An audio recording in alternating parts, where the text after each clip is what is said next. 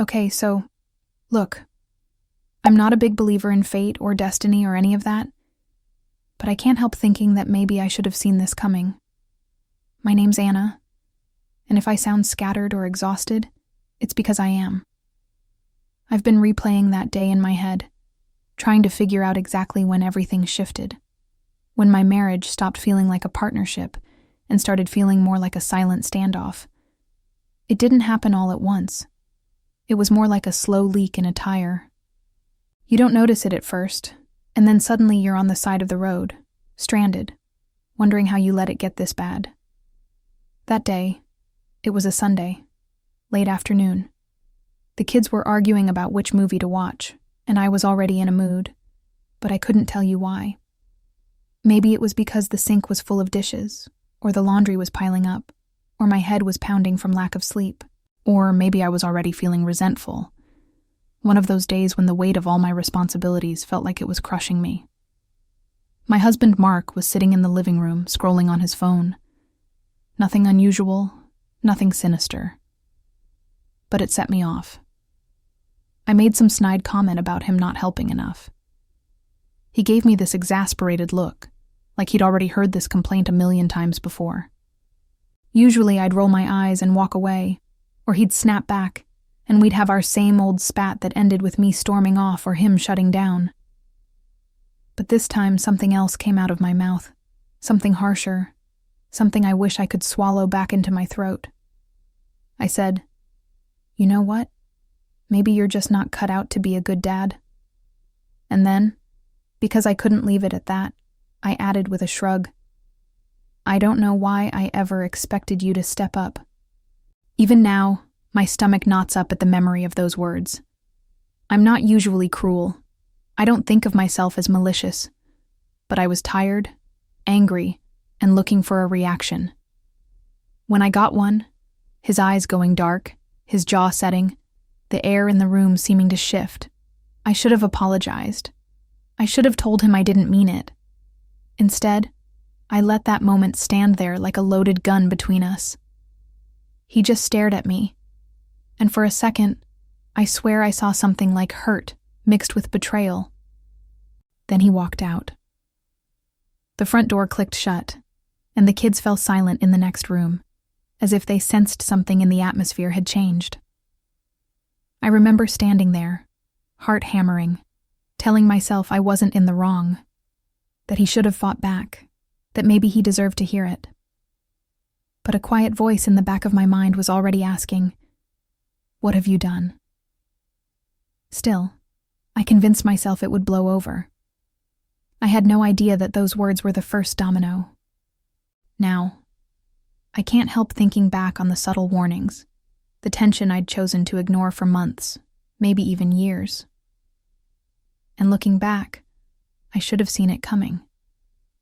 I should have known that one sentence could change everything. He didn't come home that night until after the kids had gone to bed, and I pretended to be asleep. That was my usual defense tactic. Avoid the confrontation. Hope it goes away. It's funny how I can be so vocal, so sharp with my words when I'm in the heat of the moment. But the second I sense a true reckoning, all I want to do is hide. My parents were never the type to argue openly. My mother used cold silences to punish my father, and he retreated into himself. Maybe that's where I learned it. From an early age, I saw that real problems were left to fester beneath the surface. And now here I was, repeating the cycle. The next morning I tried to act normal, like that awful statement I'd made was just another jab. Hurtful, yes, but hopefully forgettable. I wanted to brush it off, but the truth is, I couldn't look him in the eye. I kept busy, packing lunches, tidying up, humming under my breath just so the house wouldn't feel so silent. And he stood by the counter, watching me with an expression that made my skin prickle. And I kept thinking, this is my fault. But instead of owning it, I retreated further behind excuses. I told myself that I was justified, that he really wasn't stepping up, that he didn't understand the mental load I was carrying. If he was such a great father, why didn't he see how exhausted I was? Why didn't he pitch in more? My thoughts spiraled into blame, building a case against him in my mind. I wondered if he was waiting for me to say something, an apology or a simple admission that I'd gone too far. But my pride got the better of me. Whenever I felt the words bubbling up, I'd swallow them back down. I was locked in this stubborn stance, convinced that admitting fault would give him the upper hand somehow.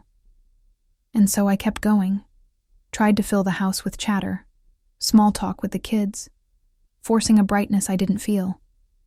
Meanwhile, something in Mark's demeanor had changed. He was calm, too calm, and that worried me more than if he had lashed out. He went about his usual tasks, helping the kids find their shoes, asking them about their day at school. But there was no warmth in his voice. Normally, even when we argued, there were glimpses of the man I married, a gentle humor in his eyes, or a line of concern etched across his forehead. Now his eyes were guarded, unreadable, like he was containing something he'd never allowed himself to feel before. Yet there was this nagging sense of guilt simmering underneath all my rationalizations, and I hated that feeling. I tried to stomp it out, telling myself he would have left eventually, that I was just the catalyst. As the day wore on, I noticed him packing little things, an extra pair of socks, some toiletries, even a jacket he usually kept in the closet. It was so methodical, so strange. I asked him, "Are you going somewhere?" He didn't look at me. "Just staying with a friend for a bit." My heart pounded at those words, but I laughed it off, pretended it didn't scare me. Deep down, though, my stomach clenched, because I knew that this was bigger than a cool-down period. I tried to convince myself he was just trying to make me sweat, to teach me some lesson about words having consequences. Still, I couldn't admit I was wrong. And so I just stood there, arms crossed, watching him zip up a small bag. I told myself I wouldn't beg, that I wouldn't give him the satisfaction. But the moment he walked past me, heading for the door, all I could think was, what if this time he doesn't come back? I felt the floor tilting beneath me, a sudden wave of panic I tried to disguise. Maybe I believed we'd weather this like all our other storms. Except something about his calmness frightened me more than anger ever could. He said goodbye to the kids, and their confused faces just about broke me. I wanted to scream, to cry, to blame him for leaving, but I remained silent. As the door clicked shut behind him, I realized how deeply my words had cut, and a small voice inside me whispered, "This isn't over." Yet I couldn't have imagined just how far he'd go to prove me wrong. That night, the house felt emptier than I'd ever known it to be. I put the kids to bed alone, brushing my teeth in the bathroom with a hollow feeling in my chest, glancing at the empty spot on the sink where his toothbrush used to stand. I was never good at lying, especially to them, but I told myself it was for their sake. I tried calling Mark around noon. He didn't pick up. I tried texting him. Nothing. The silent treatment from him was new. Usually, if we fought, one of us would reach out, even if it was just to continue the argument. But this time, it was radio silence. We had years of memories together, some beautiful, some messy, all part of the tapestry that was us. But now I felt like I was standing in the rubble of something I had taken for granted. And the worst part was, I couldn't figure out if I was more upset about him leaving or about feeling guilty for driving him away. The kids woke up the next morning, asking where Daddy was. I lied, telling them he had to work early, that he'd be back soon. My stomach twisted at the half-truth. My phone sat on the counter, but I couldn't bring myself to call or text him. I didn't know what to say, and a big part of me still held on to my anger, like a shield protecting me from the embarrassment of having said something so cruel. Lying in bed, I thought about how he used to rub my back when I was stressed, how we used to watch late-night comedy specials and laugh until tears rolled down our cheeks. With every hour that passed, I grew more restless, pacing around, checking my phone, attempting to distract myself by cleaning the house or flipping through channels. The hollowness followed me everywhere. It felt like I was one misstep away from a complete breakdown, but I refused to break. By evening, my nerves were raw. The kids asked again, and I had to hold back tears as I told them I wasn't sure when he'd be back. They looked at me with confusion and a hint of fear. Something told me they sensed more than I was letting on. I realized then that by hurting him, I'd inadvertently hurt them too, and that cut deeper than I expected. I was angry at him for leaving, furious at myself for pushing him away, and guilty for involving our children in adult problems they never asked for. I barely slept that night. Every sound made me jolt awake, hoping it was him returning. Around 3 a.m, I checked my phone again. Still nothing. Still, a part of me clung to the belief that he would cool off, see reason, and return. Because how could he just leave us like that? The question haunted me. But an even darker one took hold. What if he was already gone for good? When I finally heard from him the next afternoon, it was an email, short, curt. He said he was staying with his parents for a few days, that he needed space, and that he'd taken the kids earlier that morning while I was still asleep. I nearly dropped my phone. I wanted to text something like, "I didn't mean it. Please come home." But my pride wouldn't let me. Instead, I stared into the darkness, replaying the argument, imagining all the ways I could have stopped it from escalating. I whispered apologies into my pillow. To no one, to the empty space beside me. There was no one there to hear. And as the night dragged on, the realization crept in. Maybe this wasn't just a fight. Maybe this was the beginning of something I didn't know how to fix. My hands trembled as I reread those lines. He'd come into the house, taken them, and walked out without waking me. I rushed to their bedrooms, empty. Their clothes were gone. Their favorite stuffed animals were missing. At first, a strange sense of betrayal and panic warred inside me. How dare he take them? Then I recalled my own words echoing back to me. "You're not cut out to be a good dad." Was this him proving me wrong? Or was it something else? Something bigger? A final straw in a relationship that had been teetering on the brink? I called him immediately, my heart pounding so hard I thought I might faint.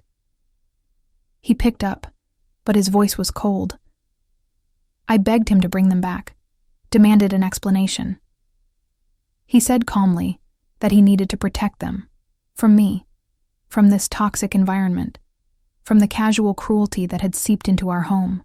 I tried to protest, told him he had no right, but my words were jumbled, hysterical, and he just kept saying, "You made it clear what you think of me as a father, so now I'm giving you what you want.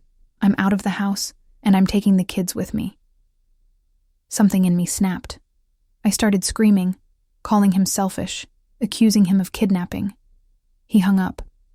I was left with the hum of the dial tone and the sound of my own ragged breathing. My knees gave out, and I sank to the floor. A half sob, half laugh escaped my lips, because I couldn't wrap my mind around it. He'd actually done it. He'd walked away, taken our children with him, and there was nothing I could do in that moment to stop him.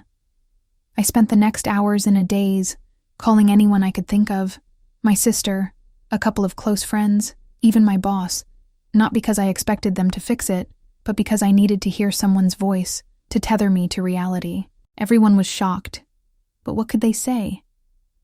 They offered condolences, advice, told me to calm down, to talk it out.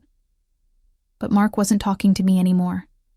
Or rather, he was talking, but on his terms, through short texts that reminded me the kids were safe, that they were okay. Each text felt like a slap in the face, evidence that he'd taken control in a way I never thought he would.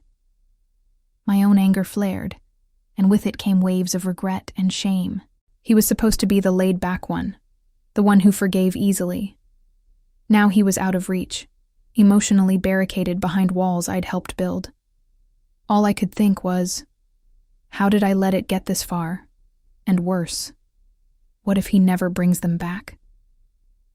I tried to fill the emptiness of the house with noise, turning on the TV, the radio, anything to drown out the silence. But every room felt haunted by their absence. My kids' laughter, their little arguments, their toys scattered across the floor. Now those toys sat in neat piles, untouched, like relics of a life that had slipped through my fingers.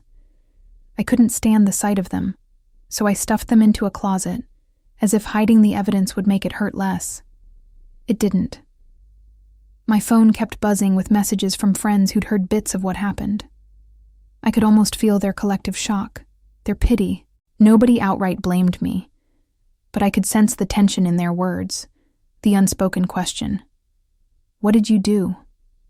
Because for him to take the kids like this, it must have been big. And I didn't have a decent explanation, other than the truth, that I said something horrible, that I crossed a line. But was that really all there was to it? Or was my comment just the final spark in a tinderbox that had been waiting for the smallest flame? My thoughts swirled with memories of our earlier fights, the times I felt unsupported, the nights I cried myself to sleep, the days he came home late without explanation. None of it seemed big enough to justify this. But maybe for him, it wasn't one event. It was a slow accumulation of hurts. And maybe what I said about him being a bad father was just the last straw. I started to second-guess everything, sifting through the past with a magnifying glass, trying to pinpoint where I had gone wrong. At the same time, I still felt this stubborn kernel of anger, like, why didn't he just prove me wrong? Step up. Show me he could be a great dad, instead of snatching the kids away. Fear gnawed at my insides. What if he decided I was the unfit parent? What if he was already talking to lawyers? I tried to rationalize, tried to tell myself he was just lashing out, that he'd never keep them from me long term. But as the hours turned into days, that hope started to wane. He sent me a text telling me the kids were asking for me. I asked to speak with them. He let me have a short video call, supervised, with his mother hovering in the background like I was some kind of threat. The kids looked confused, maybe even a little scared, but they tried to smile. I fought to hold back tears, forced a brave face, told them I loved them. When the call ended, I broke down. I ended up on the kitchen floor, hands shaking, tears streaming down my face, whispering apologies to no one, to myself, to them. Because in that moment, I realized I'd been so consumed by my resentment and anger that I never considered how my words might ripple outward. My actions had consequences, and now I was dealing with them in the most direct, painful way possible. Yet despite the regret, I wasn't sure if I was ready to back down and admit my fault. I hated that part of myself. But the question lingered. How far would I let my pride take me before I lost everything? When Mark finally agreed to meet me in person at a cafe near his parents' house, I practically ran there. My pulse thrummed in my ears. I was torn between wanting to tear into him for taking the kids and wanting to fall at his feet, begging him to come home. The moment I saw him, I knew something was different. His shoulders were set, his gaze steady, and there was none of the tentative warmth I was used to. He didn't even flinch when I sat down. Usually, even in the worst of our fights, he'd show some sign of hesitation, some flicker of softness. But now, he looked like a man on a mission. He spoke before I could, telling me the kids were fine, and that if I wanted to see them, I needed to meet him halfway, literally and figuratively. He said that if I truly believed he was a bad father, he wasn't sure how to move forward. Then he dropped a bomb. He asked me why I would want our kids around someone I deemed unfit. Was it about being right, or was it about controlling him? My cheeks burned at the question. I wanted to defend myself, to scream that he was twisting my words. But part of me knew he had a point. If I truly believed what I'd said, why did I insist on having him around? And if I didn't believe it, why had I said it at all? My mind whirled with half-formed explanations, but nothing solid came out. He took my silence as an answer. A lump formed in my throat, and I felt the sting of tears, but I refused to cry in front of him. Not there, not in the middle of that cafe. We argued in hushed tones for a while, me accusing him of overreacting, him calmly stating that this was the result of years of me belittling him, questioning his role, his parenting, his decisions. I opened my mouth to protest, but the memories flooded in. Times I'd called him lazy. Times I'd compared him to other dads. Times I'd rolled my eyes at his attempts to help because they weren't done my way. I had to look away, ashamed. Right before he stood to leave, he mentioned something about seeing a lawyer if we couldn't come to an agreement. My breath caught in my throat.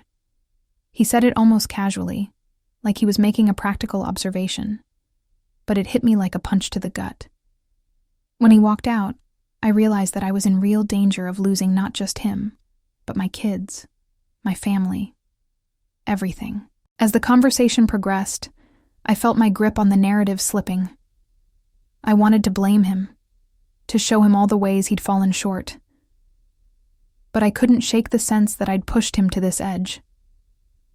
The tension crackled between us, sharp as a live wire. He made it clear. If I wanted any hope of fixing this, I needed to own my part.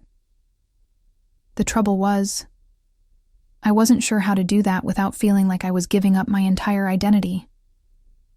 My pride felt like it was being ripped apart, and as I sat there, alone in the cafe, my coffee untouched and cold, a single question pounded in my head. Do I care more about being right, or about saving what's left of us? That night, my home felt like a stranger's house. I wandered from room to room, flipping on lights, as if trying to chase away the darkness that had settled in my mind. I tried to recall the last time Mark and I had been truly happy. My thoughts drifted to simpler days, picnics at the park, spontaneous road trips, the birth of our first child, when he held my hand so tightly and whispered that he'd love me forever. That sense of unity had eroded so gradually, I didn't notice it was gone until it was too late. Now I felt like I was scrambling to piece together a puzzle with half the pieces missing.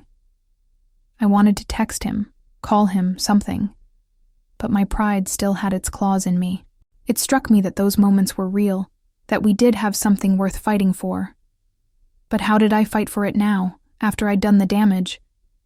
My phone chimed and I nearly dropped it in my haste to check. It was a short message from Mark. Kids are asleep. They're okay. Nothing more. No sign-off, no greeting. Still, it was something. I typed 100 different responses in my head, but everything seemed inadequate or too needy. In the end, I just sent back, "Thank you." I asked myself how I got here. Was it my own dissatisfaction that led me to push him away? Did I want him to fail? To prove some inner narrative I'd concocted about not being supported enough? Or was I just scared that if I stopped criticizing him, I'd have to face my own shortcomings as a partner and as a mother? My thoughts spiraled, and I found myself crying. Not the pretty tears of a movie scene, but gut-wrenching sobs that left me breathless. By the time I pulled myself together, it was well past midnight. I couldn't sleep, so I turned on the TV. The noise felt hollow, meaningless. I shut it off. The house was too quiet. I missed the sound of the kids running around, the cartoons blaring, even the bedtime chaos that used to annoy me. I lay on the couch, hugging a pillow, scrolling through pictures on my phone. Birthdays, family vacations, random snapshots of our daily life. In every photo, we looked happy, or at least content. Instead, I opened a bottle of wine and found myself talking to the empty walls, as though they could validate me, tell me I wasn't the only one at fault. But even the walls seemed judgmental. Tell them I love them. An hour later, no reply. I tossed the phone aside, feeling more alone than ever. Part of me wanted to drive to his parents' place, pound on the door, and demand to see my children. Another part of me was terrified of what I'd find, that I'd see a new life forming there, one that didn't include me. I felt stuck, paralyzed by fear and guilt. As the night wore on, I imagined the future. Holidays split between two households, tense drop-offs, the kids growing up resenting me for the fracture in our family. I hated that vision, but it seemed increasingly likely if I couldn't fix this, and fixing it meant admitting I'd messed up in a big way. I whispered into the darkness, "I'm sorry," over and over, like a prayer, wondering if the echoes of my words could reach the place where he was tucking our children into bed. But no matter how many times I said it, I couldn't shake the dread that it was too late for apologies to matter. By the next morning, I knew I needed to face this head-on, but I didn't know where to start. I considered driving to his parents' house without warning, but I was afraid he'd slam the door in my face. I looked into legal advice myself, but every time I started to dial a lawyer's number, I felt nauseous. It felt too final, too adversarial. I wanted to avoid that path if I could, but the option hung there like a looming threat, a worst-case scenario. So I steeled myself and called him again. This time, he picked up, and I could hear the kids in the background. My heart twisted. I kept my tone calm, tried to keep the desperation out of my voice. I said I wanted to talk, really talk. He hesitated, then agreed, but only if we met at a neutral place again. I got in my car, stomach churning, and drove with knuckles white on the steering wheel. We met in a park this time, a place we used to bring the kids to feed ducks. He was already there, leaning against a fence, hands in his pockets. No kids with him, of course. We exchanged stiff hellos. For a few seconds, we just watched each other. I tried to read his expression, but he was as guarded as ever. Finally, I said the words I'd been avoiding. "I'm sorry for what I said." My voice shook as I admitted that I'd been unfair, that I'd hurt him in a way I never intended. He responded with a question I wasn't prepared for. "Why do you always assume the worst of me? Is it because it's easier to blame me than to deal with your own fears?" I wanted to deny it, but the words stuck in my throat. He hit a nerve. I expected him to soften immediately, to see in my eyes that I meant it. Instead, he just nodded, like he'd been expecting me to say it. He asked me why I was sorry, and I fumbled for an explanation. I told him I didn't truly think he was a bad father, that I was just frustrated, that I wanted him to step up more. He listened, arms crossed, and I could tell he was weighing every word. It felt like I was on trial, my sincerity being measured. Fear had always been my driving force. Fear of not being good enough. Fear of being overwhelmed. Fear that he'd abandon me first if I didn't keep him on the defensive. My eyes stung as tears formed. I tried to blink them back. In a quiet voice, he told me the kids were asking about me, that they missed me, but he wasn't ready to just move back in. He needed to see change, not just apologies. That stung. I'd hoped a heartfelt "I'm sorry" might fix everything, but it wasn't that simple. I watched him go, wondering if he was really leaving room for reconciliation, or if this was just the beginning of a slow, painful goodbye. I stood there, alone in the park, the echoes of our conversation looping through my mind. I'd come one step closer to admitting my wrongdoing, but I wasn't sure if it was enough. And as I stared at the empty swings swaying in the breeze, I asked myself if I had the courage to face the deeper issues that were tearing us apart. He said I was welcome to see the kids, but it would have to be at his parents' house for now. The fact that he was effectively controlling the situation, dictating the terms, made me bristle. The old anger threatened to flare, but I forced it down. Because as much as I hated feeling powerless, I knew I had no choice if I wanted to rebuild any sense of trust. We parted ways, and he walked off without looking back. A few days later, I found myself in his parents' living room, perched on the edge of a couch that smelled faintly of old fabric and perfume. The kids ran to me, hugging me like they hadn't seen me in months, even though it had only been about a week. My heart broke and swelled at the same time. I tried not to cry in front of them, tried to be the strong mom who was just happy to see them. But my gaze flicked over to Mark, who stood in the doorway, arms folded. His mother hovered nearby, pretending to tidy up magazines on the coffee table. It was as if they were all waiting for me to make a move, to prove something. The kids dragged me to their makeshift play area, showing me drawings they'd done, chattering excitedly. I forced a smile, asked questions, tried to be present, but my eyes kept darting to Mark, who was watching me from a distance. Every time our gazes met, a surge of guilt and resentment coursed through me. But what did that even look like? Did it mean counseling? Did it mean I had to relinquish some of my control? Let him parent in his own way without constant criticism?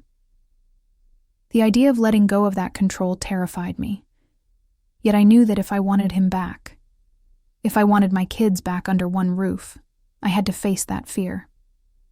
I mumbled something about therapy, about working on communication, but even to my own ears, it sounded half-baked. Mark sighed, running a hand through his hair. I swallowed hard, trying to gather my thoughts. I told him again how sorry I was, how I never meant to question his love for our children, but that I felt overwhelmed, and sometimes I projected that onto him. He listened quietly, then asked, "So, what changes?"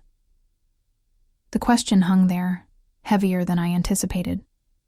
My chest tightened. I realized that an apology alone wasn't going to cut it. He wanted concrete evidence that things would be different. Finally, his mother suggested she take the kids to the backyard so Mark and I could talk. The kids protested at first, but she coaxed them out with promises of ice cream after dinner. Then it was just the two of us in the living room. He didn't move from the doorway, so I stayed on the couch, feeling uncomfortably like I was being interrogated. I started by thanking him for letting me see the kids, and for being civil despite everything. He nodded, but said nothing. Tension sizzled in the air. I realized how many little comments I'd made that might have felt like daggers to him. How many times I'd rolled my eyes or joked in front of friends about him babysitting his own kids. It all added up to this moment. Finally, he said he needed more time. He wasn't ready to move back or bring the kids home. He asked me to respect that. I wanted to scream, to fight, to beg him not to put me through more days of loneliness in that silent house. But I nodded. He admitted he wasn't sure if he believed I'd follow through. He spoke about how for years, every time he tried to assert himself as a parent, I undercut him, gave him instructions, criticized how he did things. I felt defensive heat rise in my cheeks, but I forced myself to listen. Every word he said chipped away at my denial. We heard laughter from the backyard, the kids oblivious to the tension inside. The sound almost made me weep. I stood up to go, feeling more uncertain than ever about where we stood. The only thing I knew for sure was that I had a choice to make: continue deflecting blame or genuinely work on myself. As I stepped outside, the sun seemed too bright, the kids' laughter too pure. But it hasn't happened yet. I forced myself to confront the reality of what I did, to acknowledge that my words were more than just a slip of the tongue. They were a symptom of a deeper issue. My inability to see Mark as an equal partner. My habit of weaponizing blame. It's humiliating to admit, even to myself, that I've been so wrapped up in my own sense of what's right for our family that I didn't let him find his place. It was like the universe was mocking me, reminding me that happiness could slip away if I didn't learn to hold it gently. And in that moment, I couldn't help but wonder, was this the start of our healing? Or just a brief ceasefire before everything fell apart? It's been a few more days, and I'm still alone in the house. Each evening, I wonder if he'll bring the kids by, if maybe tonight will be the night they walk through that front door, their giggles filling up the emptiness. Now, ironically, he's found his place far from me, and he's not in a rush to return. Sometimes I catch myself staring at the family photos on the wall, remembering the day each picture was taken. It feels like I'm looking at strangers, or at best, people who existed in a different life. The question that tortures me is, can we ever get back to that? Or more importantly, should we?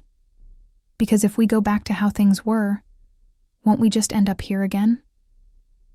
I've started reading about relationship dynamics, about communication, about the damage that cutting words can do. There's a weight in my chest every time I reflect on the countless times I criticized Mark, made jokes at his expense, or acted like I was the only one who knew how to parent our kids. It's an ugly truth to face. I try to imagine his perspective.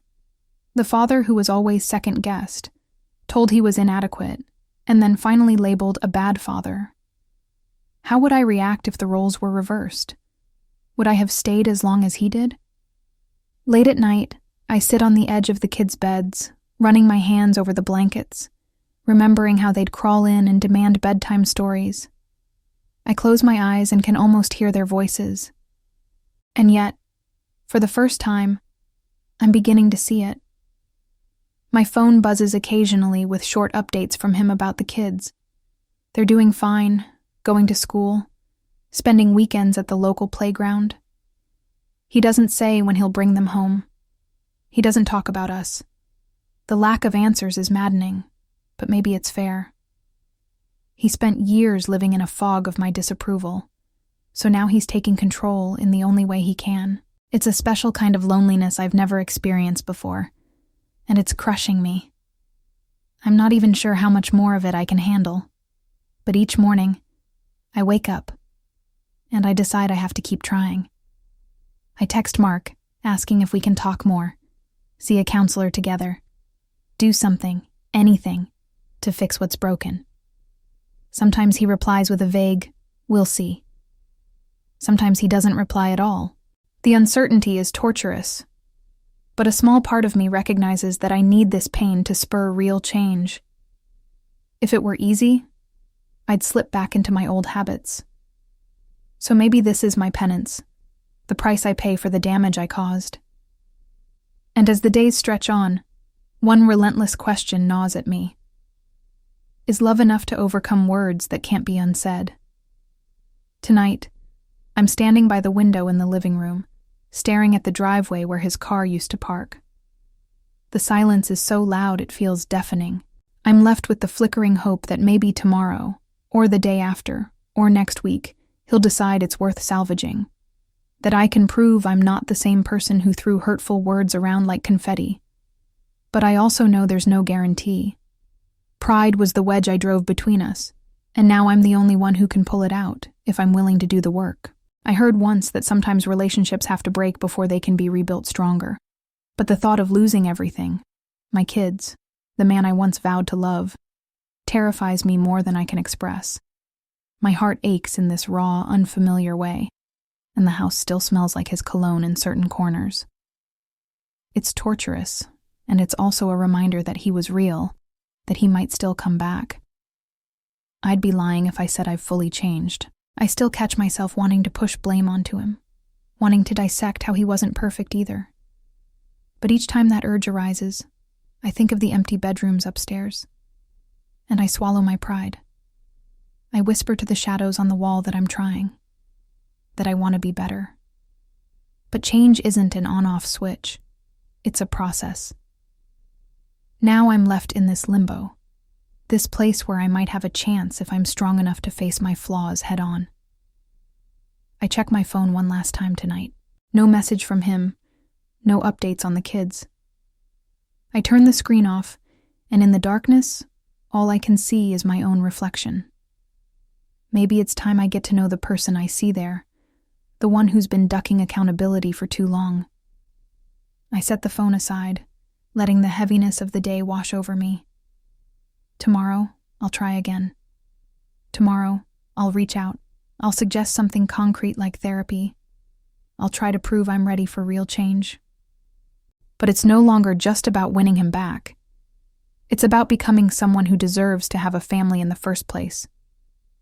And if he gives me that chance, I'll need to show him that I'm willing to share the weight of our life together, not just fling insults in moments of anger. My throat tightens with unshed tears, and I think about the kids, wondering if they're okay, if they miss me as much as I miss them. But one thing I know for sure, my next steps matter.